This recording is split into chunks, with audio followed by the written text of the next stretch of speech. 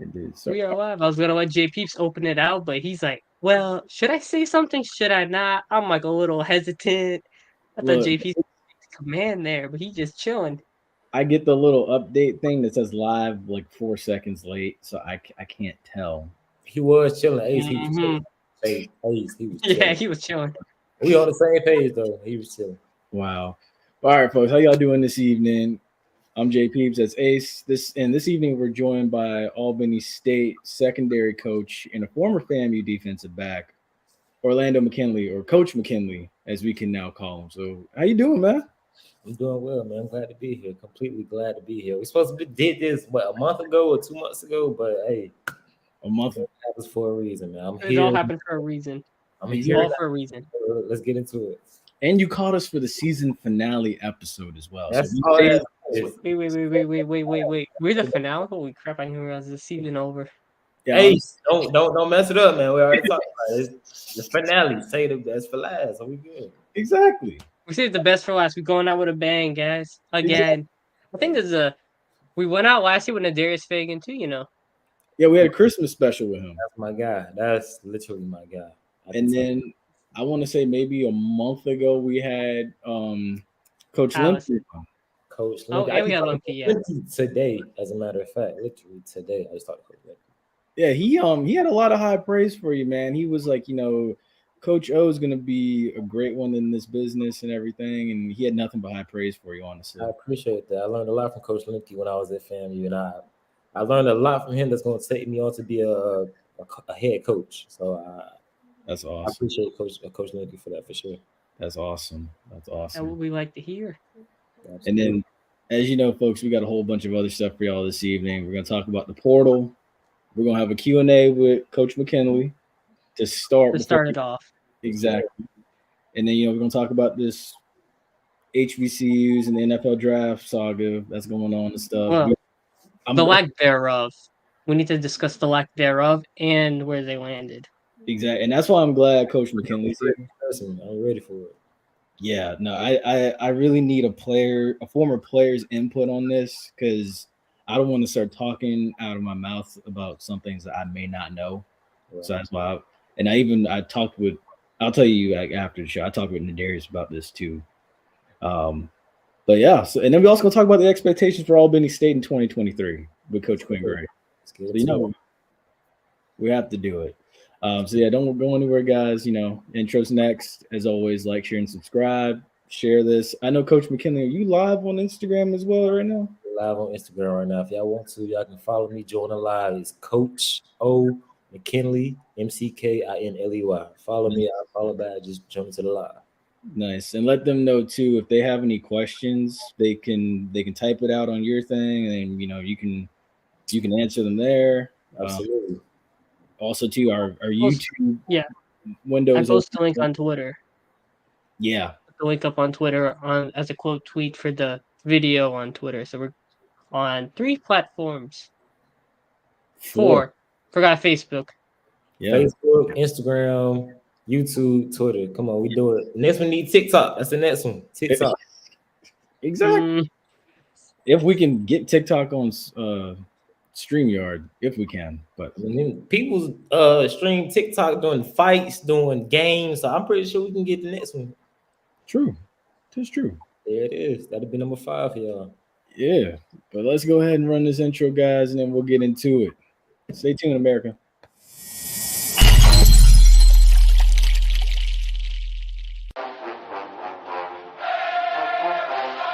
Hey, what's going on, guys? This is JP. This is the Bug. This is JC. This is Flash. This is Jimi Hendrix. And you're listening to you're listening to the Run and Gun Podcast.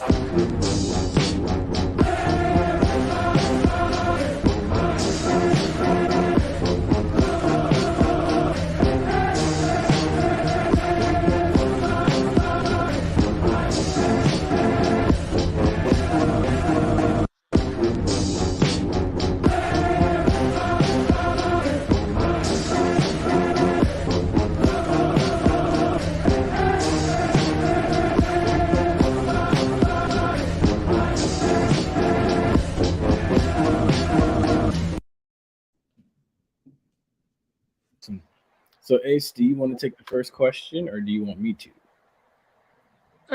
I guess I'll start.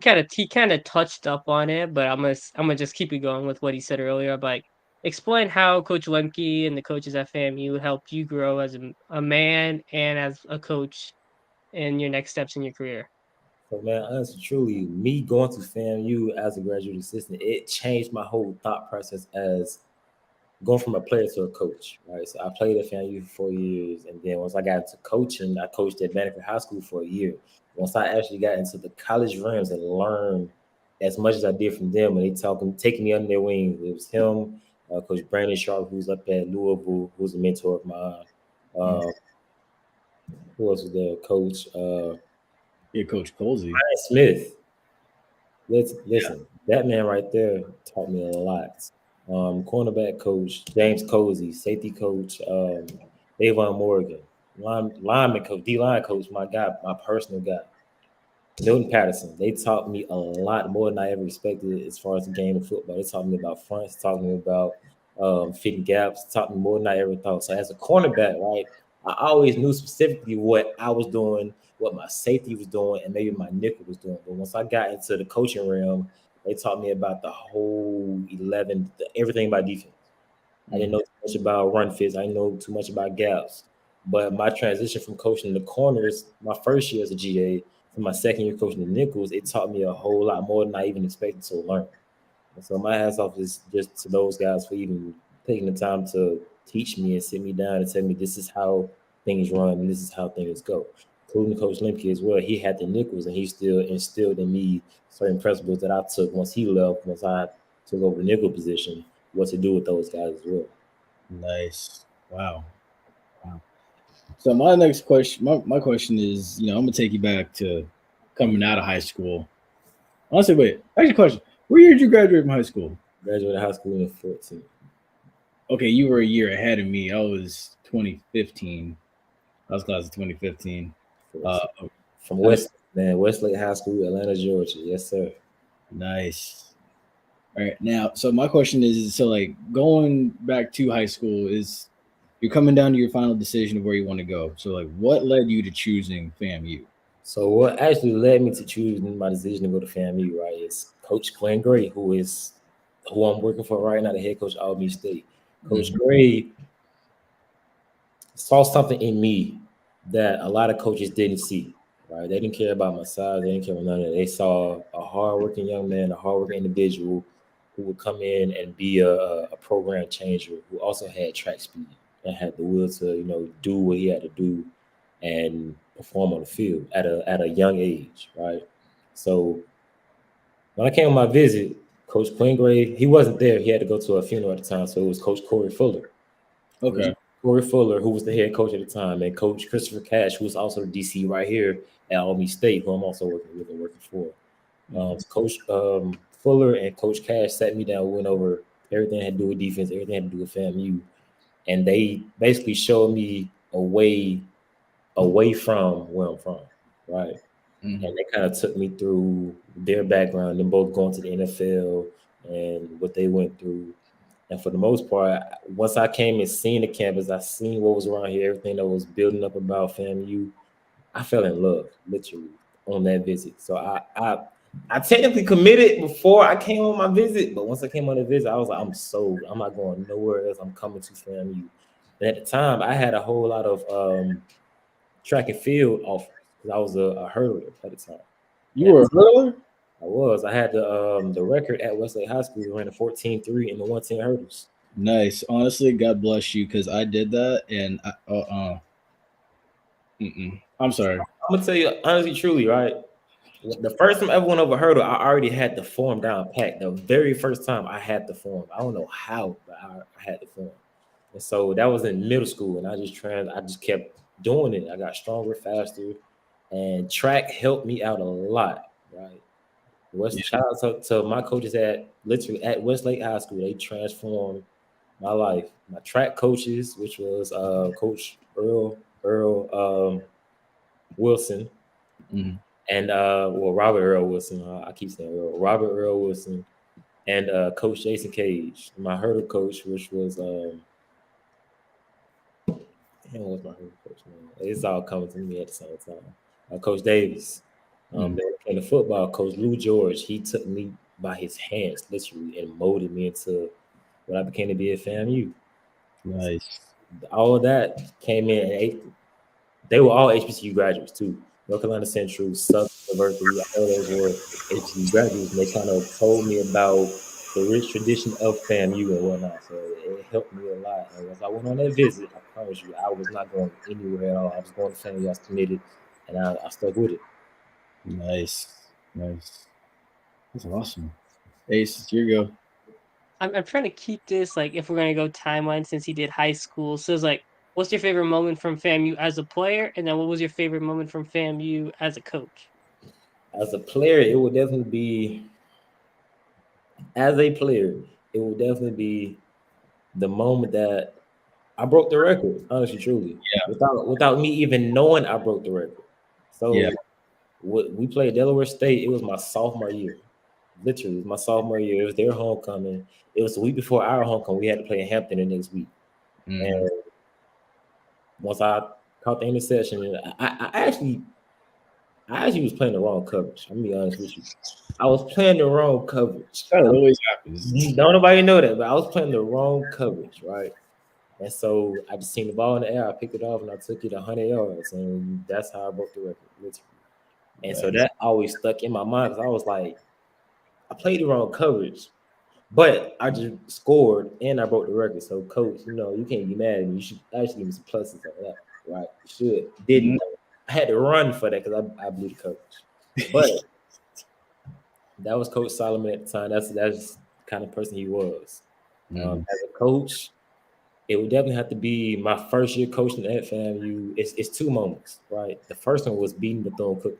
How that goes. You know how it goes. Losing to them for 9 straight years, and then finally beating them as a coach. It was like no other. I can't even explain how I felt running down the stairs. I didn't even take the elevator. I ran because I was in the box. I didn't even take the elevator. I ran down the stairs to get onto the field. I didn't care about nothing. I was trying to hurry on the field and celebrate with my guys. This is the first time I ever got to hold up that trophy ever. So it was a big thing. The second was making it to the playoffs. I've never seen or heard of FAMU being in the playoffs in my time there or beforehand. So just being there and being in that situation, those are two moments that will always stand in my mind forever. I gotta say, like, the part with you playing the wrong coverage. Imagine if you played the right coverage and it ended up being a touchdown for the other side, and you're like, "That's what you should have said." The coach was like, "Well, if I played your coverage, like, we wouldn't have won. We wouldn't have got the record, and we'd be going to homecoming looking sad." So wow, I'm just taking it with a grain of salt. That's wild. Yeah, honestly, man, I can honestly say, like, being there at that Florida Classic that year. The thing is, I had gone to the week before. I was in Mexico for my sister's wedding, and I had came back sick. So I was like, I was going into that. I was like, dude, they won this game, and I'm sick as a dog. Oh my gosh! But I was like, it makes me feel even better. Like, honestly, that uplifted me seeing that happen because I was thinking to myself, I was like, I've waited so long for this. I don't care. 9 years. And what's crazy is there's a Wildcat on staff with me too that I played against. So we go back and forth a good amount of time. It's about that. Wow. But yeah, and then even the FCS playoffs, man, like that for me too. Like I was a kid. I was a little kid last time FAMU made it, which was it was wild. But yeah, so like the fact that y'all made it and everything, man, that was surreal and that was a special moment. And that's when it showed me, I was like, okay, this program's on the upswing and it's going higher and it's going higher and it's going higher. Right. So that kind of took it to another level that you didn't expect it to go to, honestly, truly. Mm-hmm. So my next question is, when did actually I'm gonna save that one. I'm gonna ask this.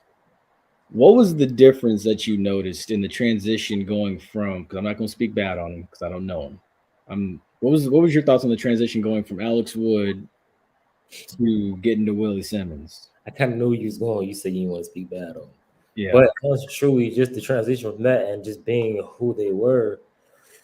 Willie Simmons is a player's coach. Willie Simmons is a Florida product. Willie Simmons is a product of Tallahassee, Florida, so he knows about how a lot of the kids at that school and that program grew up, right? I'm not gonna say Alex Wood didn't, but he wasn't from the South. Yes.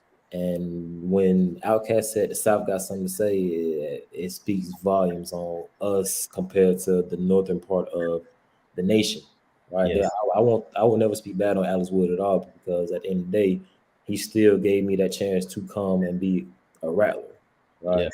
But being with Coach Simmons and that coaching staff, they were all youthful. They could relate to us a whole lot better than the previous staff, and that was major for us, especially being that at the time I was a senior and I was 21, turning 22, and my DB coach was from Atlanta, Coach Gilstrap, who was a mentor of mine. He was 26. He's from Atlanta, Georgia.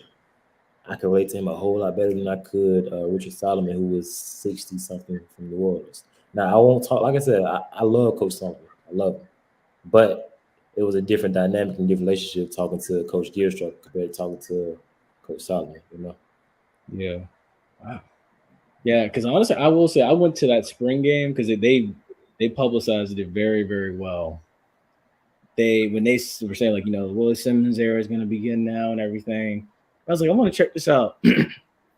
Like, even though it was a losing effort in the Florida Classic the year before, like, y'all's energy, like, just for the spring game, it seemed different, because I was like, like, he's what they need. It kind of reminded me of when Jimbo replaced Bobby Bowden.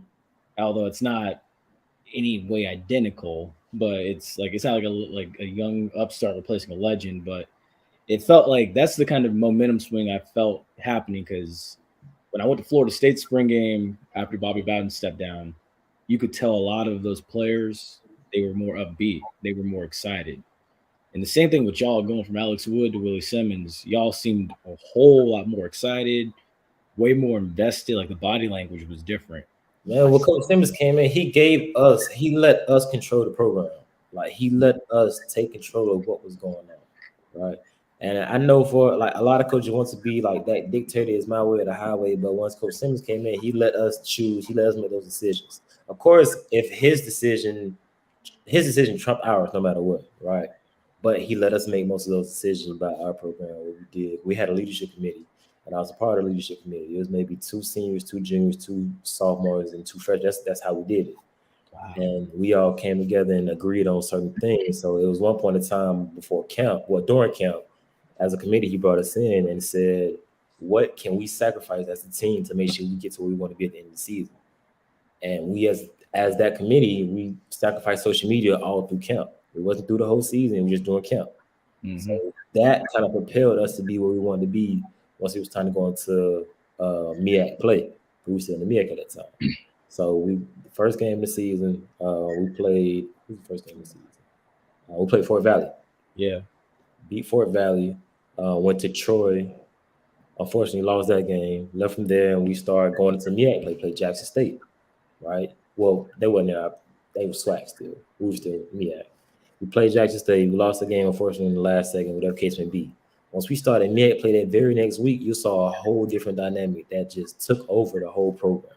Yeah. We played North Carolina Central. First, I will tell you, the previous 3 years that I played North Carolina Central, it always came down to maybe 4, 2, or 3 points that we lost by.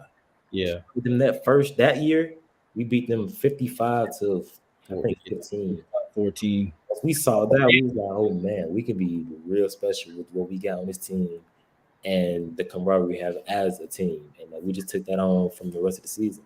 And literally it came from us sacrificing. So what my mom told me, right, and it kind of put into perspective that time is, to get something you never had, you got to sacrifice, or you got to do something you never had to do. And something we've never had to do is sacrifice for the whole team. And that kind of came into fruition when it was time to go into MEAC play. So that helped us a lot. Now, we didn't get to the celebration like we wanted to, but still, we had a winning season for the first time in a very long time. And so it kind of helped us transpire what happened or what's going on right now. So.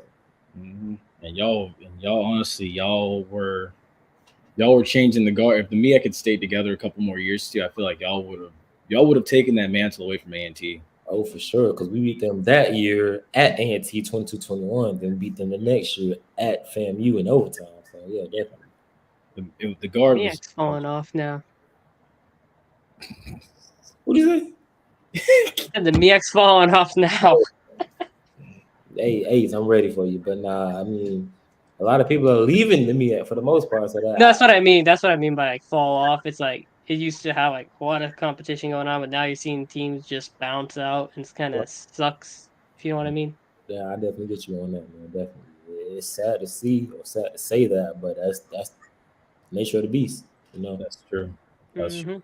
I'm gonna go with this one because he got, I think, 2 in a row. Oh, I don't know. Anyway, so it's like, when you went to Albany State to be the corners coach, right? Would you take anything that you like, certain traits that coaches when you were as a grad assistant at FAMU? Did you take any of those traits when you went to Albany State as a coach, or did you try to have your own type of vibe per se when you were going there with your own thing to make yourself more unique? I always be myself at the end of the day, but there are certain things that I do try to impact or instill in myself that I try to take to the guys. And just for me being there 2 years with the same staff that I played for a whole year, so basically 3 years, I would just say 3 years. I learned a lot from them that I take and I use, such as like small tactics here and there, or how Coach Smitty coaches. He coaches with nothing but passion, nothing but love. He may curse you out the whole practice, but after practice, he's gonna give you a hug, tell you he love you, and walk with you from the practice field until you're about to get in your car, right? And that type of thing right there. What I learned from him is that no matter what you do, if these guys see that you love them, they will run through a brick wall for you. And so that's kind of one of the main things that I took while I was at FAMU for the most part, and that's stuck with me. And I can't even get past the fact that I got that without even asking for it. I got that for free, if you understand what I'm saying. So it's more things too, but that's the most important thing, is that no matter what you do, if you love these guys and you show them that you love them and you stand on what you say, they will run through a brick wall for you. That's real. That's real. Deep and real. You're getting good stuff out of this Q&A. Come on. I'm liking this one. This might honestly be the best. I feel like this might be the best one we ever had. Finale, I told you, it's the best of the best. We're coming out with a bang, bro. Go. Coming out with that bang. We know it. And now we got to switch over to the HBCU part of this. First things first, I want to say, portal bug is biting, and it's biting heavy. Southern already had people enter. Bethune's had a couple people enter. Right. The entire congregation's left Jackson State. Basically. Yeah, pretty much. And half of them going to Colorado. I know they have one of them go to Texas A&M. Don't worry. Colorado's got their own issues with the portal right now. Everybody hitting it over there. 56 guys. And then FAMU just had one enter. Kamari Stevens actually just entered. What was that? That was after the day after the draft. Right after. Yeah, it's Friday. Yeah. So honestly, and this is the part where I wanted to get a coach's perspective on it. So, is the NFL doing this on purpose, or what's going on? Like, how I read something earlier. If I can find it, I'll read it for y'all. But is this how do you make this trend stop?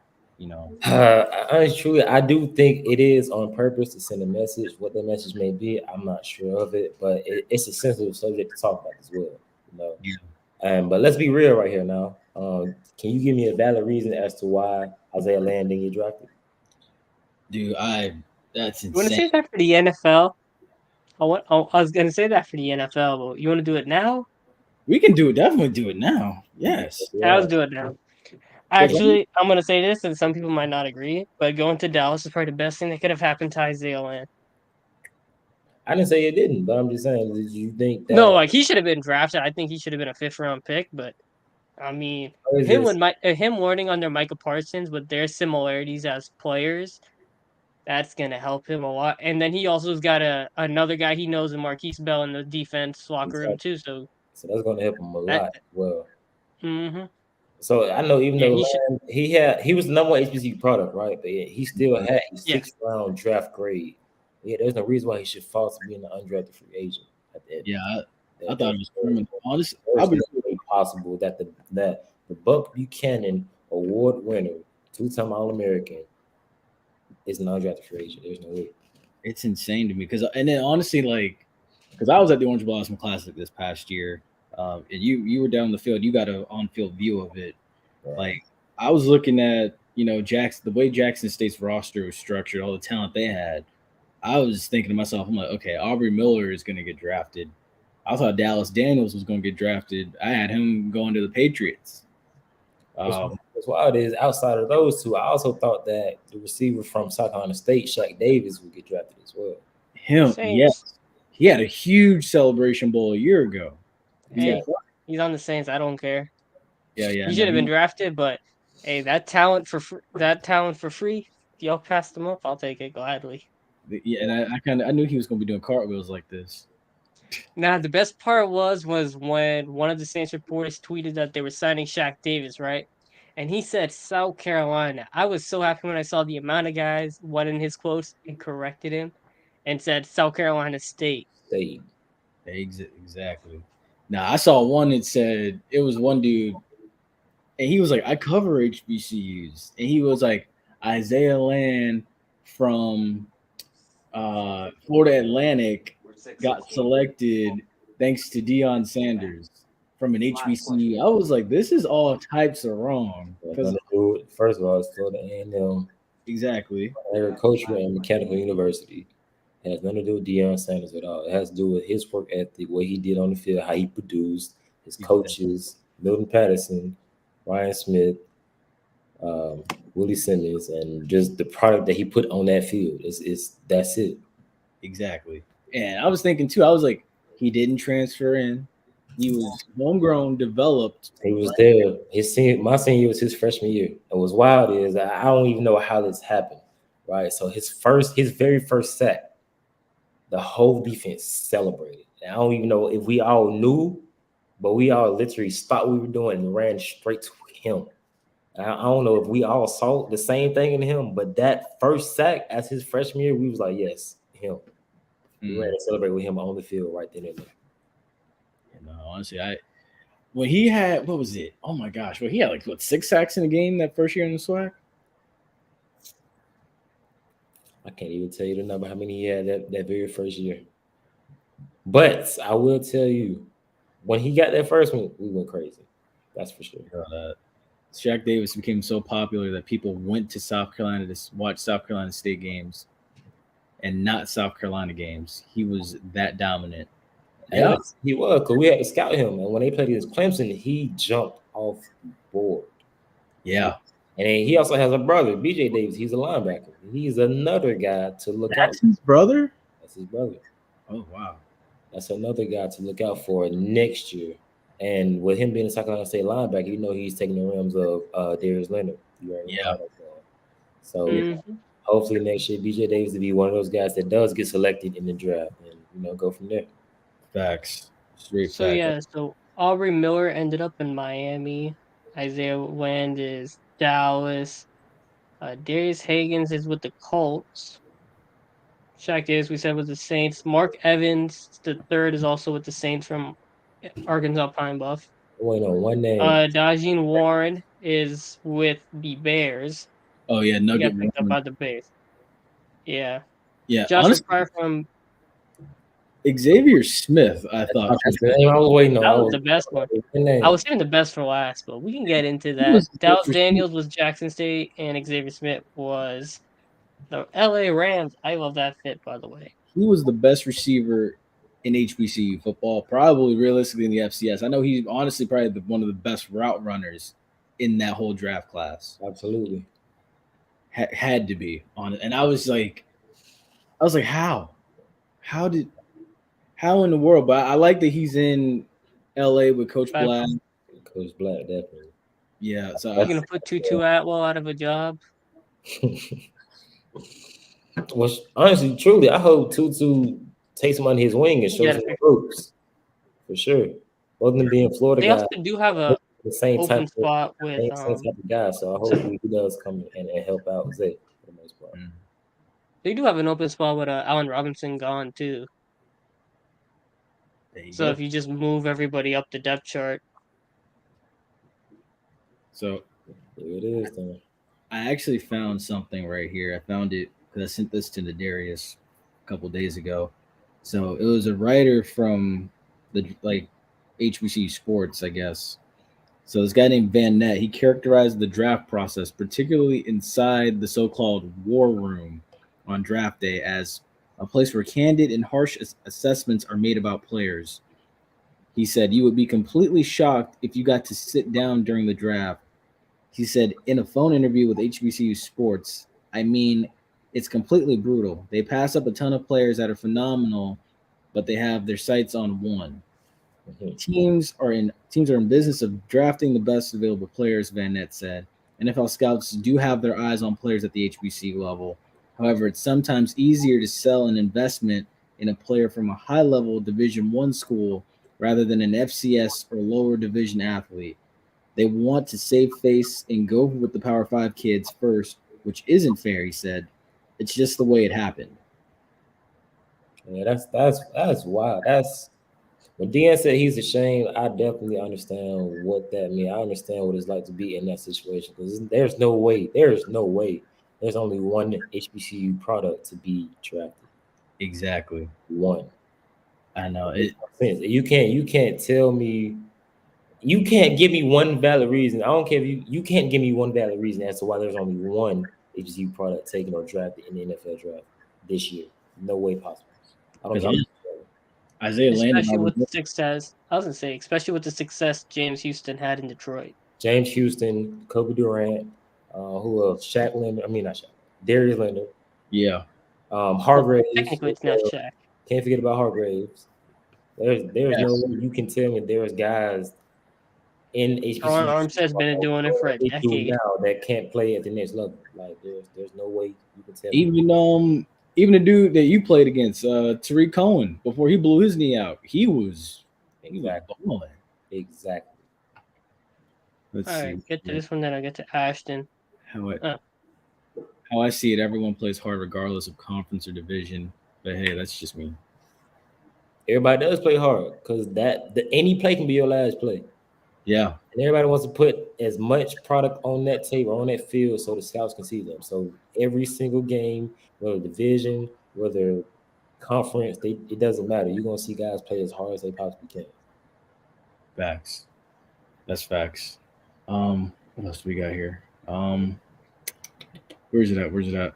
Oh, well, I guess you know what? We kind of hit the questions already. So I can go ahead and go to this one. Okay, so let's talk about it. The expectations for Albany State in 2023. Right. Because last year, y'all, it was, what was it? Oh my goodness. I believe it was 7-4 they went last year before they brought in Coach Quinn Gray. 8-3. Had a chance for an 8-3. Oh, it was 8-3? Yes, sir. Oh, it was 8-3. Yeah, see, you had a chance for a 9-win season. Then they dropped that last one to Fort Valley, 21-31. So what are the expectations? Because you got to get that last one back, and then Albany State's a team that's been to the Division II playoffs before. Absolutely. So the expectation is high, especially on the defense. So we really bank on the dirty blue defense, right? And I'm a defensive coach, so I take that to heart. That around here, they're looking for the defense to dominate, right? And so in the previous year, even when they played us when I was at FAMU, I'm not gonna say we underestimated them, but they showed us a lot more than we expected from a Division II program, right? Mm-hmm. And with us having to only beat them by 10 points, and they've been Division II program, we've been the FCS program, it shows you what these guys can do. It doesn't matter what division, doesn't matter what program or conference. Guys, whenever they come to play, they will show up, right? Any given Sunday or any given Saturday, Friday, Thursday, whatever game it may be, anybody can lose. And so going from that expectation of knowing how they already played when they played against us, and me to come in and coach some of these guys that was on that same team last year, I was like, wow. There's a lot of talent on this team. There's a lot of guys on this team that honestly, truly should be playing at Power 5. There's guys that should be playing FCS, right? But at the end of the day, we got them here. So I'm going to make sure I do what I have to do and get those guys to the next level, no matter what I have to do. And so the expectation is high. It is high, especially with Coach Gray coming in as well, being a HBCU product, NFL product as well. So, I mean, it's gonna be a interesting season for sure. It's gonna be a fun season, and we're gonna rock what we got. Yeah, I was gonna say that major hire when Quinn Gray got introduced, that turned a lot of heads, honestly, because everybody was like, "What, Quinn Gray?" I was like, "Oh," I was like, "That's the one." And I told you I love Quinn Gray because he specifically recruited me out of Westlake High School to come to FAMU, and now that we're together as on the coaching staff, so that relationship has been there since 2015, 2014. So now that I'm here with him coaching, so I mean, like I said, I love Coach Gray no matter what. And he's had conversations with my mom, my dad. He knows my whole family, so we all in this. Nice, yeah. I'm also looking at your guys' game September 9th. Y'all get Valdosta State at home. I don't know if Kerwin Bell's still the head coach there or not. I think he left, but dude, he's not the head coach right now. I can't remember who the head coach is. I know his name if I see it, but he's not the head coach. But man, that's gonna be a game. Week 2.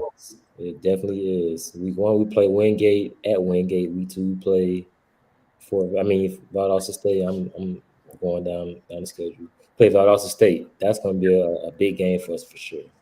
Because we know Valdosta State is a team that usually plays in the playoffs. Yeah. So we come out early and we beat Wingate. We beat Fort Valley. We know we're destined for a great season. Because after that, we go to Newark, New Jersey to play Morehouse. And then we play Savannah State, and it's because he's going down the schedule. So the first 2 games are definitely going to be vital for our program. We'll just go from there. Yeah, honestly, I'm excited to just follow that and keep an eye on it. Because I'm definitely keep an eye on the Valdosta State game. I'm definitely following that one. If you want to come through, I got a ticket for you. I'm just enjoying it. May have to try to make it. That's my dad's old stomping ground too, because my dad played at Albany State, so I might have to consider it. Come on, man, come through. I got you. Awesome. Ace, you got anything? Oh, we got a comment. Oh,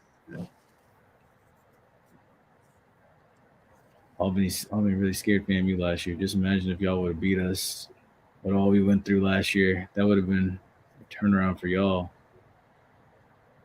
It's crazy. Like I said, I was at FAMU last year, so that was a tough game. It would have been a bunch of FAMU people panicking and overreacting. That would have, you know how us Rattlers are.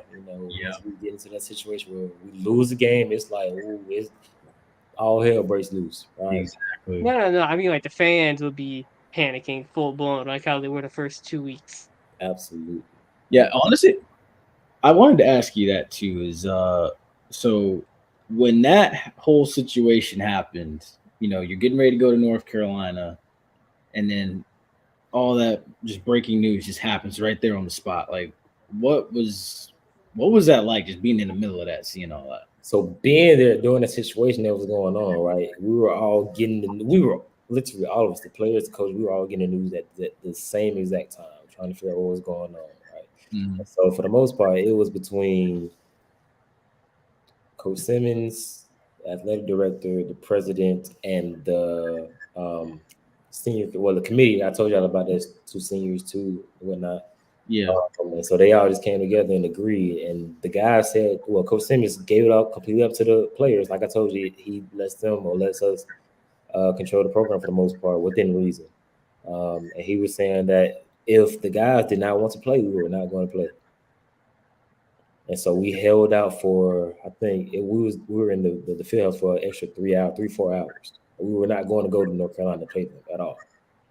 And we got a couple guys that got waivers to be clear to play, and the guys agreed to play.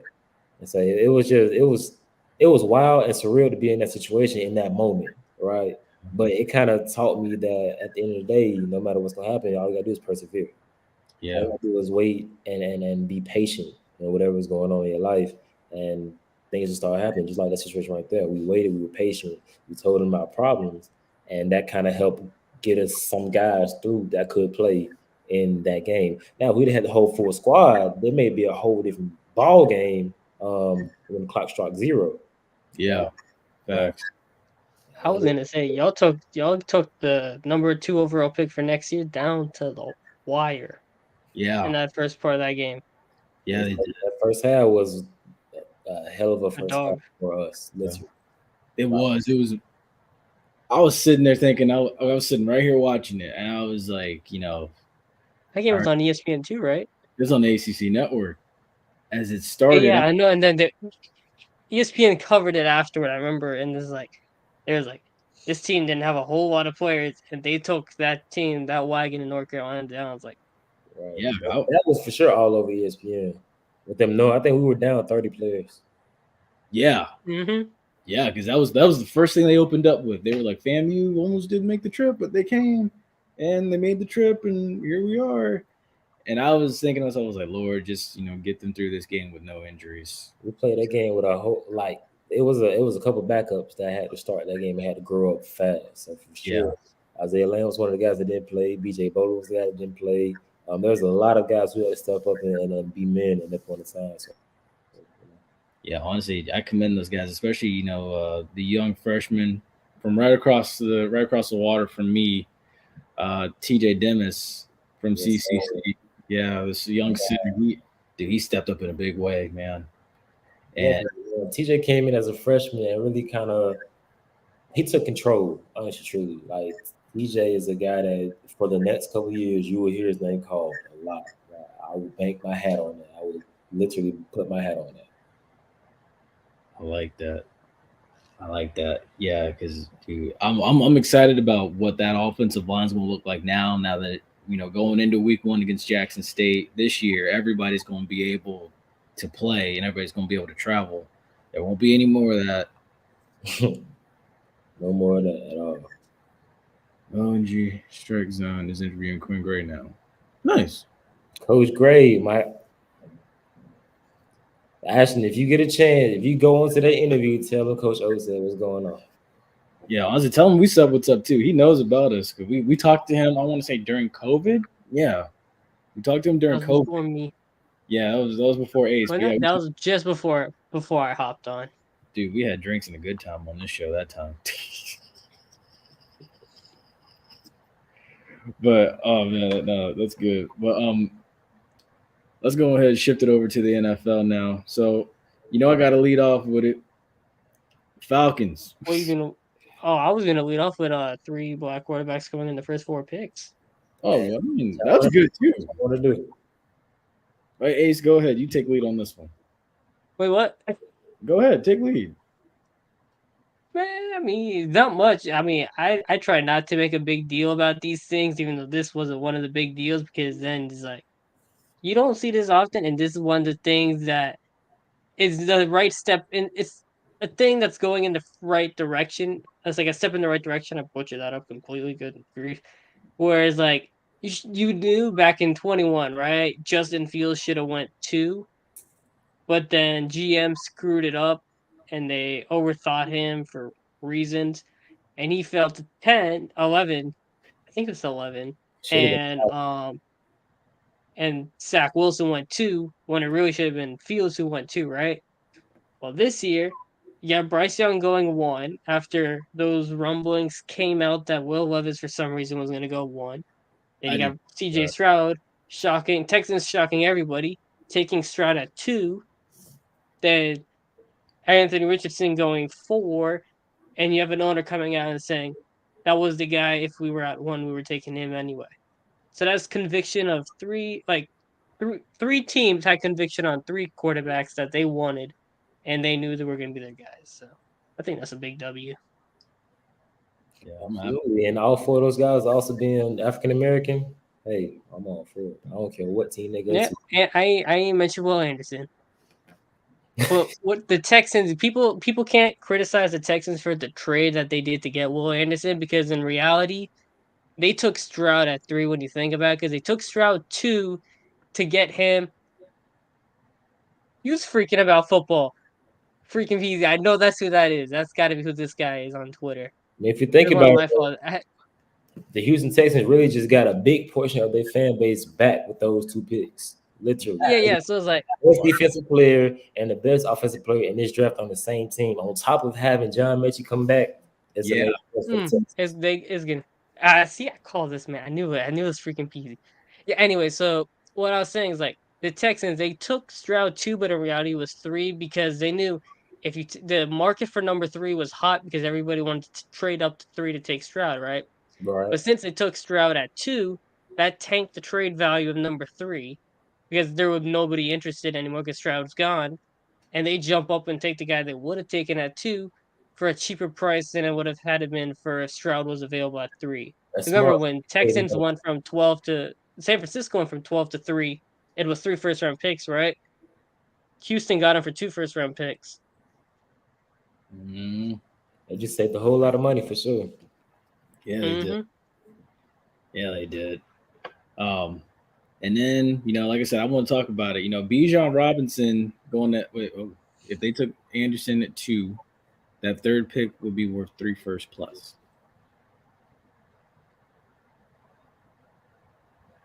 I agree with that because they were definitely going to pick CJ Stroud with that third pick for sure. That is for sure. All right, let's talk about running back at 8. As a defensive coach, what is your thoughts on that? I'm not a huge fan of it. I'm gonna just lay that on the line. I'm not a huge fan of it, right? So we drafted last year. We had Algier, and he gave us 1,000 yards as a rookie, right? That's true. And he was splitting backfield with Cordero Patterson too. We also have both those guys yin and yang, 1 and 2, right? Yeah. So now my mind's kind of telling me that they may either cut Cordero Patterson or may shift him back to the receiver role. Maybe I'm not really a fan of that. But more than anything, we desperately needed a pass rusher, which is why I expect us to take Jalen Carter on that 8th pick. I gotta ask you this. Well, I gotta ask you, what do you think about Fontenot running the Falcons and going hits? Even though you had Julio and Calvin Ridley back in 2021, and they took Pitts over Chase, and then they won the next year after that and took London over Wilson and Olave. And now this year they're taking Bijan in the first round in the top 10 again. So honestly, true, that year that we took Pitts, I kind of wanted Justin Fields, but I wasn't upset that we had Pitts because we still at the time had Matt Ryan. Yes. But we could have had Justin Fields underneath Matt Ryan that year. That would have worked out nice. Saved the NFC South. That worked out perfectly for us at that time. Especially with Justin Fields being a Georgia boy too, would have been perfect for us as home for him. Yeah, it would have been fitting. The following year, it would have saved the NFC South a lot. Then the following year, we took Drake London instead of Garrett Wilson. Now, I'm not gonna say we would have found whichever one. Now, Garrett Wilson was offensive rookie of the year, but at the same time, Drake London didn't have a hell of a year as well. Wasn't rookie of the year status, but he still had a great year for a rookie in the league, right? He kind of was like the 5th best rookie wide receiver. The only thing he need to work on really is securing that ball. That's for sure. Yeah, you can't let Bradley Roby of all people take the ball out of your hand. No, Justin Evans did it. Justin Evans took a bunch of money and ran away with it. Won the game on the line. When we played y'all, I remember that one. Trust me. But outside of all of that, I know for a fact, as a Falcon fan, we needed really 2 things for the most part: a pass rusher, and we needed a Mike linebacker. Now we did get an outside linebacker with Bud Dupree. We got him right, but he's not a Mike linebacker, right? And I will say Grady Jarrett and Carter would have been nasty. Calais Campbell, him, Jalen Carter, that would have put us ahead. Like that would have put us ahead, right? But the pickup with the corner from Utah State, Clark Phillips, that was a great pick for us at the end of the day because our secondary is definitely getting better because we did pick up Calais Campbell, like you said. But Jake, he fumbled 3 or 4 times. Trust me, that's what we need to work on. But we picked up, like I said, Clark Phillips in the backfield, defensive backfield. We still got AJ Terrell, my guy, Westlake's finest. And then we also picked up Jeff Okudah, right? So defensively in the backfield, we will be set. But in the NFL, you got to stop the run first. Facts. Which is why we needed a defensive pass rusher and a Mike linebacker to step up in this situation. Yeah, but I was surprised. Yeah. I was like, I couldn't believe you can't put it. Hey, listen. If it was up to me, we would have got Jalen Carter. I'm just and that's what I'm saying. I'm like, I can't believe all these teams let Jalen Carter just slide all the way to Philly. Philadelphia's gonna be a team to beat this year for sure. Yeah. Oh, I mean, how much can you put into the Georgia players?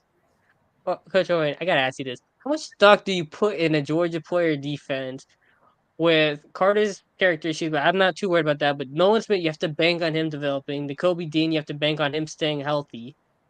And then you also have to remember, Georgia defense, when it was up against the clock, I mean, they almost got ran out the gym by Alabama, and Alabama put up 40 on them, and then you saw Ohio State drop 40 the next year on that defense when it mattered most, and Ohio State probably would have still won if Marvin Harrison didn't get whacked in the head. That doesn't scare me, and I'm telling you what, as a coach, that's your job to develop those guys. You're an NFL coach for a reason. It's your job to develop those guys to be what you New want. defensive coordinator. Hello. That's literally what it is. They got a new defensive scheme, new defense coordinator. That is your job to develop those guys. You've seen the faults. You've seen what they messed up at. You know where they messed up at. It's time for you to teach them where they messed up at, see where their faults are, and get them over that hump. It's just that simple. All right, I'm gonna ask you one more thing on that. Right now, man. Come on. All right, I'm gonna ask you one more thing on that with the Eagles, especially. So you know how Darius Slay had that beef with Matt Patricia back in Detroit, right? Mm-hmm. What do you think about having one year start player and then bringing in a coach who's failed now in both Detroit and New England again, and bringing him into Philadelphia with a guy he's had a rough past with and one of your star players? I didn't want to stop you, but say it one more time. I couldn't hear the whole question. Okay, I think I kind of made that kind of hard to understand anyway. Yeah, so it's like, Matt Patricia, he had that rough pass in Detroit, then he had it again when he went to New England, and he already knew he had a rocky history with Darius Slay, who they brought back, and then all of a sudden they brought in Matt Patricia for his experience. What do you think about that when you have a defense with that chemistry bring in a guy with that type of past? Truly, that's a situation where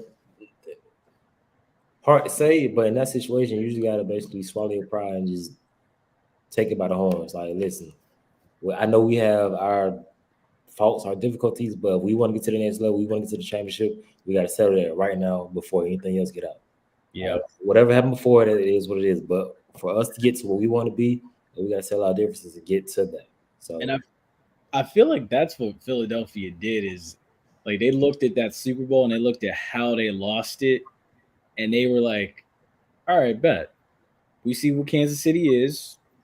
This is what we're going to do. Right. This is how we're going to structure it, and we're going to be ready the next time we see them. I think they play each other in the regular season. I think they do. You might be right about that. Yeah. And the fact, too, that they got DeAndre Swift running the ball on offense. Listen, I'm telling you, the may be the team to beat this year. I'm not just messing. I'm a fan of the DeAndre Swift, but hopefully he doesn't get hurt again. Is he a Georgia? Knowing Philadelphia, yeah, he's Georgia too. Miles Sanders together. Come on. No, Miles Sanders in Carolina. Oh yeah. Wait. No, is Swift actually from? Because we got to go against. Yeah. Is Swift from the state of Georgia? No, he's from Philadelphia. Okay. Detroit did a lot right by their players when they traded them. They sent them to where they wanted to go. Like Matt Stafford wanted to go LA. They sent Tim LA. Who they just traded? Okuda wanted to go Atlanta because that's where he's from. So they sent Okuda to Atlanta. And then Swift was from Philadelphia. He wanted to go Philadelphia. They sent him to Philadelphia. Jeff Okuda, I promise you. Cornerback too. We needed him. Honestly, from my perspective here, I missed these. Just from that a little bit. I agree with that. That is true. That's very true. Philly is really good. All right, I'm gonna leave Coach. I'm gonna let Coach Orlando answer this one. What's up? So he's asking. So Philly's good, but he wants to know if you think they're better than what they were last year. Do I think they're better than what they were last year? Absolutely. Yeah. There's no question about that. You can't even fathom the guys they picked up on top of the guys they kept on the roster. Right now, I think they let go of. Carter replaces Hargraves. Say it again. And then you have, I said Vernon Hargrave left, right? So right. Not Vernon Hargraves. It's not Vernon, but Javon Hargrave. Javon. So Jalen Carter takes his spot on the line. hope Jordan Davis takes his next step in development, and you hope Keely Ringo can replace what you had at safety in Chauncey Gardner. When they picked up Keely Ringo, I was kind of upset about that because we could have got Keely Ringo and we needed him. That one too. I was thinking, I was like, look, when it became the Georgia trend, I was like, he gonna end up in he gonna get him. He gonna end up in Philly too. And I was like, it's only a matter of time before Stetson Bennett ends up there, but the Rams got him. And I was thinking to myself, like, I was like, Kelly Ringo would not be bad. The Philadelphia Bulldogs are here. It's gonna be scary. I don't know if the Saints and Atlanta got played. No, the whole division has to play the NFC East this year. Because I know Philly comes to Tampa this year. Mm-hmm. So I wasn't gonna say nothing about that cream stuff you got in the back. I wasn't gonna say too much about it. Yeah, I see it. Trust me. I wasn't gonna say too much about it. Yeah, rise up, man. Rise up. It's for the A. It's for Atlanta. The one thing I'm missing is a creamsicle jersey. That's my mission. I got to get one of those. Ain't they coming back with that this year, right? Yeah, they are. They are coming back with it. I'm excited for that. I don't know which game it's going to be, but I will say, like, the moves that have been made within the NFC South is like, it's starting to look like how things were before Brady showed up again. It's like everybody's building up and stocking up. You know what I thought about when Carolina drafted Bryce Young? Yeah, it's like he kind of has it made in the division because he doesn't have to go through Tom Brady, Matt Ryan, or Drew Brees. Exactly. And Derek Carr ain't gonna be there in 2 years. I don't think Baker or Trask is gonna be the guy in 2 years. And I'm gonna ask you. This is gonna actually lead into my next question for Orlando's like, what do you think about Desmond Ridder? Like, what's the expectations on Desmond Ridder? You think he's the guy, or do you think they go quarterback next year? I don't. Oh. So who's your guy for next year then? Unfortunately, it depends on where we go. It definitely depends on where we go. It depends on how the season goes. I'm not gonna say he's not the guy, but from what I saw last year, he's not the guy. But at the same time, he did come in as a rookie and started in the NFL at the later end of the year. That's when the teams usually get going. So I'm not gonna say he's not the guy just yet, right? He has this year to show what he can do and what he can't do, right? And so with that, we're just gonna have to see. Now, I will say I wasn't a fan. I was not a fan of Desmond Ridder. I was not a fan of Desmond Ridder at all.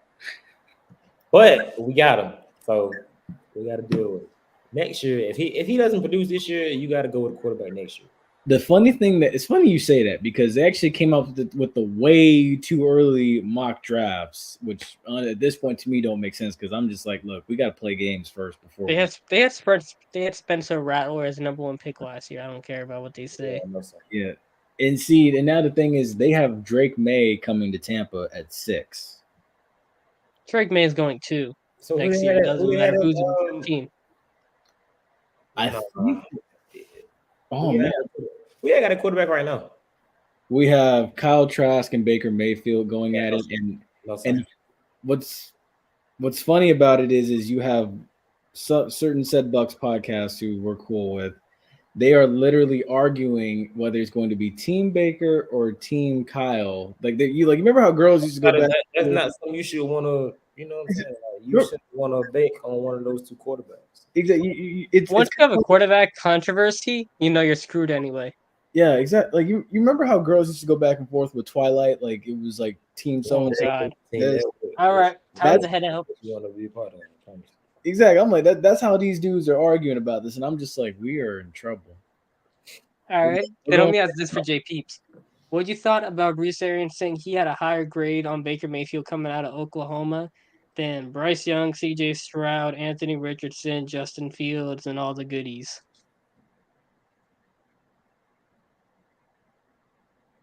You ain't saying none, or you didn't hear me? That was me. I was gonna say no. I was asking JPeeps. He's the Bucks fan. He's a former coach. I wasn't sure. Oh, honestly, you're gonna call me crazy because honestly, I think Bruce Arians is crazy for saying that. But in my opinion, it's because Baker Mayfield fits what Bruce Arians wanted at the time. Because Bruce Arians is no risk it, no biscuit, gunslinger mentality, throw it all over the place. Damn the torpedoes. straight ahead. Now, that's not Bryce Young's game. That's not CJ Stroud's game. And so I understand his thought process on that. I mean, honestly, like he went with Carson Palmer in Arizona and he was still winning games. Now, like I said, I'm not a fan of Baker, and I don't think Baker's going to have the success that Bruce Arians is predicting because Bruce Arians is not on that sideline. It's Todd Bowles. That's just my 2 cents. All right. I still think we're going down. Let's say he went senile dealing with AB. Hey, AB is that's a lot to deal with. Yeah, that is honestly there's a lot there, honestly. I mean, right now he's actually a warrant out for his arrest. Yeah, I saw that today about him not paying the other players and the coaches. I think it's for him not paying his child support. It's a lot of things. That warrant's been off for like a couple of months. He didn't pay child But he support. also had a thing. He didn't pay the coaches. He didn't pay attention. He didn't pay nothing. So we're gonna keep it at that. Exactly. Hey. Facts. All right. Well, this is one question for both of y'all, and me included. Is like, if the Panthers win this division, right? No, I'm saying if, right? If the Panthers, like Bryce Young comes out the gate and he's cooking immediately, and the Saints, Falcons, and Bucks all have losing records, all three of their head coaches need to be gone. Oh, definitely. Yeah. Definitely. That's without a doubt. For you to let a rookie come in and take over and take command of that. Now I would say Carolina is definitely getting well put together with the picks that they picked up for sure. I think it'll be next year they take the jump. But like if Carolina won this division this coming year, like all three of those head coaches gotta go. Absolutely. If not the head coach, somebody got to go. That's for sure. Yeah, because honestly, you gotta get a quarterback. That's for sure. I'm setting my hat on that. We need a quarterback. Look, because it's a lot of film out there from Alabama that you can break down from. AP, you might know something. I know one thing: the Bucks, the Glazers will be quick to pull the trigger on somebody. They will. Dennis needs to go. Hey, it's different for us in Atlanta. I promise you. Yeah, I believe that. It's because who is it? Arthur Blank. You know how long it took us to fire Mike Smith? You know how long it took us to fire him? Yeah, I feel it. Honestly, and then the fact when he came here and was the defensive coordinator, I was like, huh? What? Come on. I know. I was just like, and I was like, his track record in Atlanta wasn't all that. Like, and then that's when these guys, over here were running through the division and stuff. Them folks. Yeah, exactly. And they had a Hall of Famer. Exactly. The crawfish and gumbo eating folk. I love right here. Ain't nothing wrong with that, though. Oh, wow. You know what? Man, come on. I'll take crawfish and gumbo over Cuban sandwich any day, and I'm born in Tampa. What's the point? You know what? I would too. I definitely would too. I sure would. Let's go ahead and switch over to the NBA here. Where's your little? Oh, whoops, not that one. Where's your little baby group thing? There we go. All right, so Can't really see it with 3 people on. It's okay. We know he's there. So, Coach, you know, I know it's been a few days since they got knocked out and stuff, but we got. Oh man, I already know you going. With the Hawks. Yeah, you already know you going with that, man. Mm. I ain't with my Trae Young jersey. That's why we ain't winning. I ain't have my jersey on me, so. It's all good. It's all good because what? I mean, at least honestly, like, what was it? They took them to game 6. Yeah. Yeah. So I mean, Yep. That's better than I thought they were going to do. To be honest, I was just glad we didn't get swept. I was just proud of that moment. I knew we weren't going to be Boston. It's Boston. Come on, but I'm just glad we didn't get swept. That's the most part. I definitely thought it was headed for a sweep, but then you know after game 2, I was like, ooh, come on. But we don't lose too much at home, so it made sense. That is true. Honestly, I will say because my sister does live in Atlanta. That's 2 things I want to do is I want to go to I want to go to a Hawks game and I want to go to a Braves game. Come to the Battery, man. You'll love it. I was there. I'm gonna pull up to a Hawks Magic game next season. I want to see Trae Young. But I will say this. You know what's embarrassing when the Magic have more wins against the Celtics this year than the Hawks did? See now, why you gotta? Y'all also had the rookie of the year. Did y'all not? They did. Yeah. All right, so you can start where you at right now.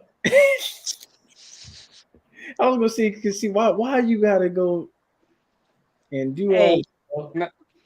3-1 against Celtics, and the Hawks lost 6 games plus So I got a 3 question, in right? the regular season. Yeah, 2-10, so if 2 you and want 8. to talk about the records or whatnot, did y'all go to the playoffs?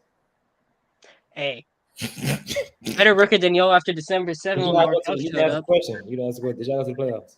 Hey, better record than y'all when Markel Hey, showed up. That's all I gotta say. I'm asking the question. He don't want to answer. It's a Q&A. I answer every question he asked me. He don't want to answer my question. Hey, what's up, man? Did y'all go to the playoffs or not? Yes or no? Come on, talk to me. Ace, come on now. All right. Here we go. He answered. All right. He gave us American Sign Language, but he answered At it. the crib watching us play. You know, we all watching right now, but y'all watched us play, so I'm gonna leave it at that. Hold on, wait. We got one comment. What is it? No, we don't. Oh, I thought we did. Whoops, no. Whoops. I didn't get the little Sadly, update. no. See, we got a good laugh in it. Oh my goodness. And then the other thing too was last night we saw the Lakers take a 1-0 lead on the Warriors. And then we also saw the Heat backtrack a little bit. The No, Knicks Jimmy. kind What of do you that expect? series. Yeah, honestly, like that's my thing. I'm like Jimmy Butler didn't play, and the Knicks barely escaped. Right. I mean, truly, game 2 didn't surprise me much, right? And I'm gonna tell you why. I did expect the Knicks to win because of Jimmy Butler not playing. And Miami is 9-10 without Jimmy Butler this year, right? So with it being a playoffs situation, I did kind of expect Kyle Lowry to step up and be that veteran leader, but he just couldn't do it. He just didn't do it, right? He did it in the play-in, right? But he can do it this past game. But think about it: the three-headed monster for the Knicks, where they had Julius Randle, Jalen Brunson, and JT Barrett. They were unstoppable. They were unstoppable in the guard. Absolutely, and but I gotta give credit to Eric Spoelstra because like the fact that he's been the Getting coach. contributions out of like a 30-something plus 38-year-old Kevin Love. Yeah, that too. It's a testament to him honestly working his way up that tree. Yeah. And coming from underneath Pat Riley. Because a few weeks ago, if the Lakers win the entire thing, I'm calling collusion. I mean, just look at the free throw differential between the Lakers and Warriors last night. I'm going for either the Lakers or the Celtics. That's it. I'm leaving it at that. Lakers and the Celtics. That's it. Yeah. My mom was a Celtics fan, so with us playing against the Celtics, you know, I got an earful every time we lost to the Celtics. One team we know that ain't making the finals is the Phoenix Suns. Anytime a Chris Paul team goes down in the series and it look like they ain't gonna win, what happens? They'll come back. Next. Honestly, but Chris Paul hurt right now, so that's what I'm saying. When Chris Paul, when the series gets rough for Chris Paul, nowhere to be found. Just saying. Because my thing is just like he's gotten old now. Well, he got a groin injury, right? Yeah. He's And listen, I know about those soft tissue injuries when it comes to groins. He gonna be done for. That's hard to come back from. Yeah. Now it depends on the grade of the strain or the pull, whatever the case may be. It depends on that, but it's hard to come back from that. Yeah, that's just to me. He done got old. He's not the same as when they were when he was in New Orleans with the not Pelicans, but the Hornets. They were called the Hornets at the time. Right. He's not that guy anymore to me. See, and the thing with Chris Paul, it's like I don't think he's the main reason why the Suns are struggling in this series with the Nuggets.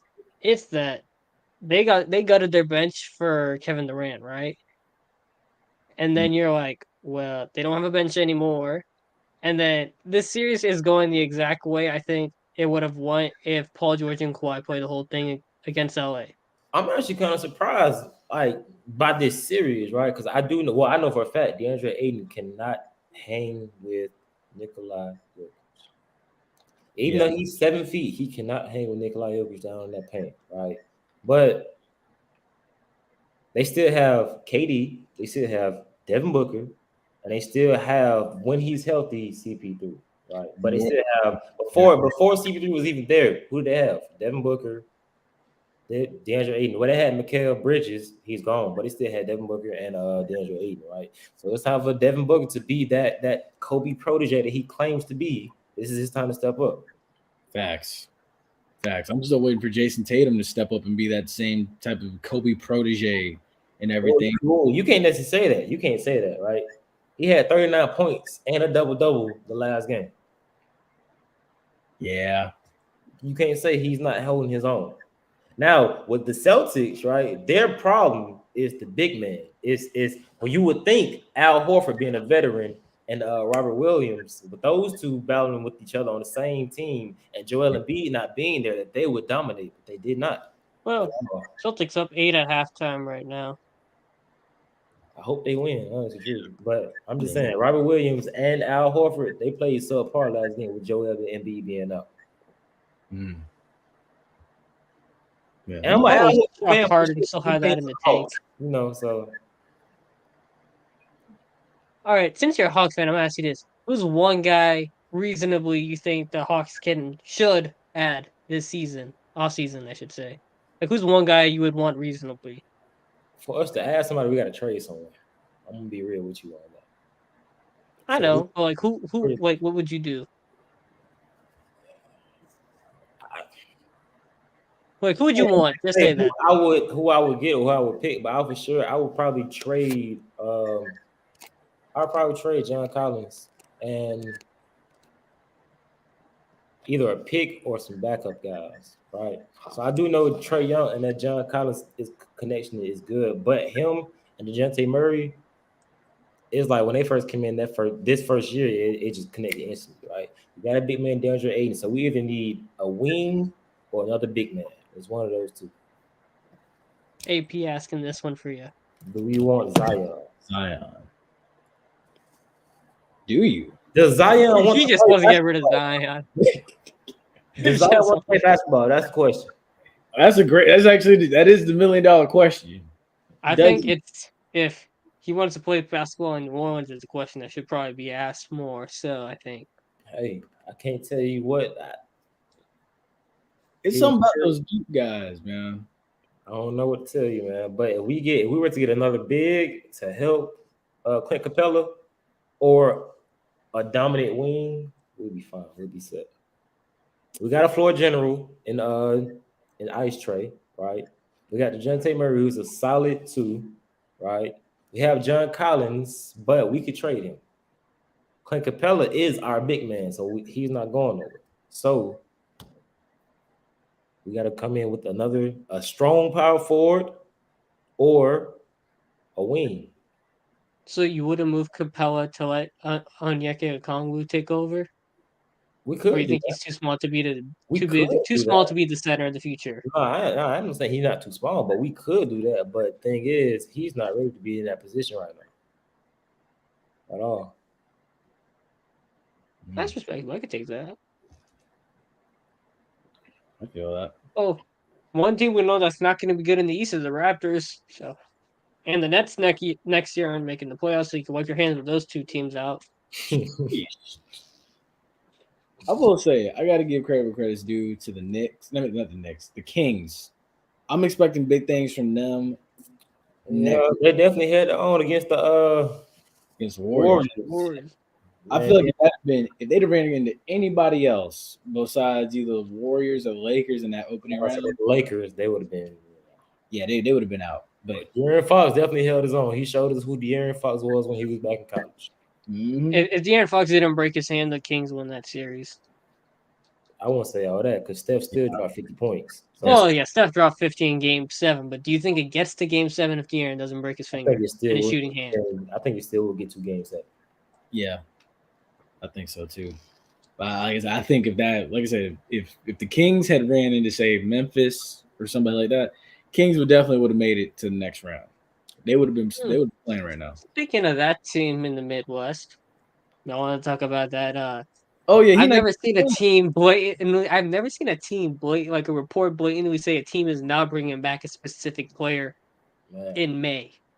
Like have you guys ever seen that where I have in May not. before the draft happens, like we're not bringing this guy back no matter what. I was like, I have never seen it, but I games. do. It's a sad case though. Just think about it, right? Like just the fact that they said it, no, under any circumstances, they're not bringing him back, right? But at the end of the day, he did have multiple offers by the Grizzlies to bring him back, and he turned those down, which kind of set him up for failure. On top of that, he also poked the wrong bear in LeBron James. That part, I don't think that he realized how much power LeBron has, because LeBron made phone calls, say, "Hey, get him up out of here," but he poked the wrong bear. He did. And the craziest part is like I know a couple Grizzly fans, and they were ecstatic when they got announced he wasn't coming back. Like they were straight up like jumping for joy, happy that he's gone. I was like, whoa. So it's like Memphis is like, I don't know if they're going through like a culture change, which is probably much needed for like to help out Ja mature. Yes, exactly. Taken from right here. Some veteran stuff. Yeah, I don't know who the best would be the guys. But they definitely need them. I got a quick question. All right. I don't know if I ever had this on this show. But, do y'all take bathroom breaks during the show at all? Oh yeah, sure. That's fine. Jaquez Green took one for a hot minute. Yeah, we could. I'll be back. Like, you good, man? Take your time. We'll take your camera away. Yeah, there we go. But yeah. No, honestly, that's a first. I think Jaquez Green did that actually. No, I think that was before I showed up though. That was It's fine though. I don't care. We've been going an hour and 15 anyway. We have. We're gonna wrap this up. We'll probably let it carry a little bit when he gets back, and then we'll wrap up. But yeah, man. Honestly, like, dude, Buddy should have never did that, and now he's not in Memphis anymore. I feel like if Brady was still in the league, I feel like that's partially why Chauncey Gardner-Johnson didn't get the money he wanted. Really, you think so? You know, remember like how Chauncey was poking Brady a lot, right? Yeah. Like, eventually, you poke that Brady bear, where Brady just makes some phone calls. Brady could probably do the same thing Braun did to Dylan Brooks. Of course. Also, Chris Olave mossing the hell out of Gardner Johnson in training camp contributed a decent amount. Mm-hmm. Dylan Brooks, Shanghai, bro, I was saying this. China ain't on him either. It's actually interesting because, like, I saw that and it was like the only offers he has is overseas right now, like D League or whatever it is. He got to go to Euro basketball, bro. China ain't gonna want him with his girlfriend anyway. So. Oh my gosh. But yeah, it makes sense to me. It's he set himself up, man. That's all I can say. He set himself up. Oh wow, and actually, he's back. Let me open him back. Yeah, he's back. Now we was talking about like Chauncey Gardner-Johnson having the same situation if Brady was still in the league could have been exactly what happened to him because he poked the Brady bear. Hey, and you seen what happened when he did that, right? Mm-hmm. Yeah, nobody want to pay him. It's time for you to go, buddy. It's just that simple. But it's the same thing we were talking about earlier with Dylan Brooks. You can't poke certain people. You can't. Mm-hmm. Just leave them alone. Especially the greats. It's just certain people you can't just. Yeah, it's not even great. Face of the league. Like they poke the face of the league. You can't do that and then expect to get away with it clean. So, especially playing the way you did. It makes sense. And turning down the contract that you already had beforehand, and then play and then getting ejected. What's your argument? That part. And folks, that is going to wrap this one up. Who you got winning the Super Bowl next year, and who you got winning the NBA Finals this year? Before we wrap it up. Yes, sir. Wait, you said the Falcons winning the Super Bowl, and then what you say? The Hawks win the Finals. Oh no, this year I mean like in the playoffs right now. Why? Since you want to come at this year,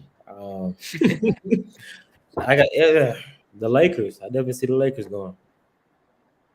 Lakers winning it. Lakers. Leaving it at that. At the East, I don't think the Celtics can hang with the Lakers. If anything, it depends on It's the Lakers. They're because Giannis ain't really doing nothing right now. Giannis gone. Yeah, there you go. He's gone, so it's the Lakers. Yeah, no, I could agree with that. It's to me, it's just I feel like whoever wins the Lakers over 76ers. Why is this not going away? Here we go.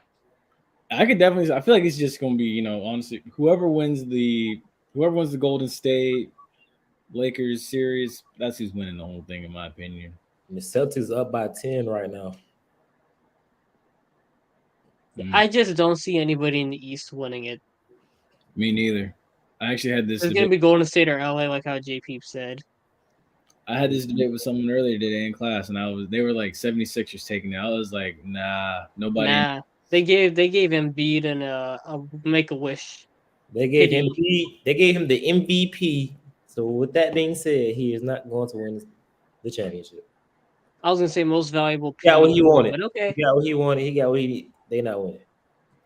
It's over with. That part. He got his MVP, even though Jokic should have won it.